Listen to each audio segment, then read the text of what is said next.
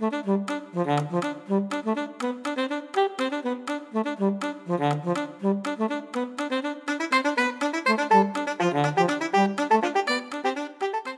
enjeux de l'automobile aujourd'hui, c'est la sécurité routière, la gestion du trafic et le développement durable. Voilà, ça ce sont les trois enjeux du monde automobile aujourd'hui. Ça va nécessiter dans les 5 à 10 ans à venir un besoin en formation très important, puisqu'on va revoir totalement la motorisation des véhicules.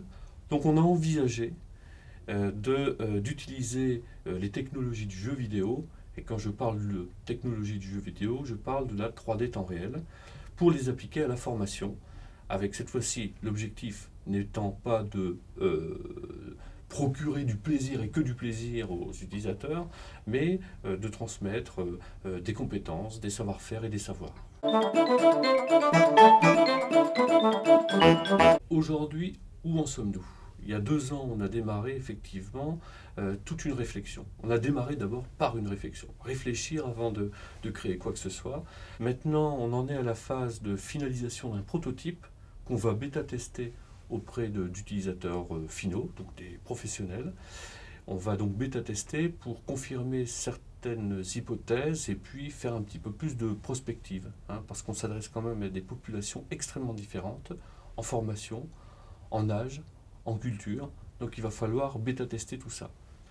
On va commercialiser également dès le premier semestre 2010, et ensuite on va passer à la phase industrialisation en développant des outils de production de contenu, puisqu'en fait, si je résume, le résultat des groupes de travail, c'est obtenir de la formation plus efficace, dans des délais plus courts et à des coûts moins élevés. L'exploitation de la 3D temps réel, nous pensons que c'est une technologie qui peut diminuer les coûts de production, parce que c'est l'occasion de fournir aux experts métiers, c'est-à-dire les concepteurs, ceux qui ont la connaissance métier, c'est l'occasion de leur fournir des outils de production de contenu.